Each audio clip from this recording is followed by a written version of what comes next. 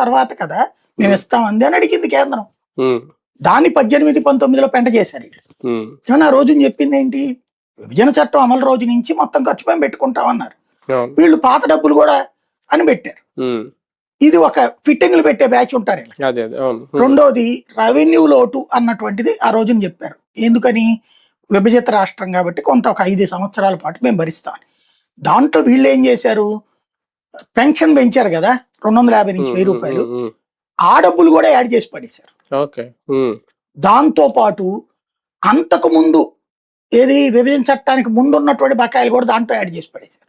ఉమ్, ఉమ్, దాంతో పాటు ఉద్యోగులకి జీతాలు 42, 43% పెంచేసేసి అయ్యి చేశారు. అది ఇచ్చింది ఆ రోజున జీతాల పెంపు అన్నది చంద్రబాబు నాయుడు చేసిన కారణం అదే. అదే అవును. కేంద్రం భరిస్తుంది, మనకు మన జేబులో ఖర్చు ఏం కాదు కదా. కానీ అది భారమై కూర్చుంది కదా ఇవాళ నీకు. ఉమ్, ఉమ్, అదొక్కటి మాత్రం కేంద్రం ఒప్పుకుంది, ఎందుకంటే జీతాలు అనేది రెవెన్యూ ఏం కిందకు వస్తుంది కదా. ఈ రెండింటిని అడ్డు చెప్పింది. దాన్నే కదా 2018లో తిట్టిపోసింది వీళ్ళు.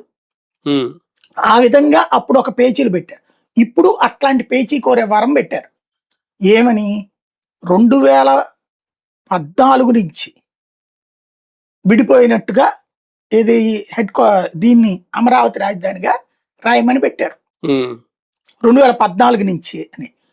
దానికి కారణాలు ఏం రాశారు వీళ్ళు, మనకు మీరు రాజధానికని డబ్బులు ఇచ్చారు కదా, రాజధాని డ్రైనేజీలకని రాజధాని రోడ్లకని డబ్బులు ఇచ్చారు కదా, మరి అవన్నీ దానికి ఎంతకే వస్తాయి కదా, మరి ఇప్పుడు మీరు రాజధాని అక్కడి నుంచి పెట్టుకో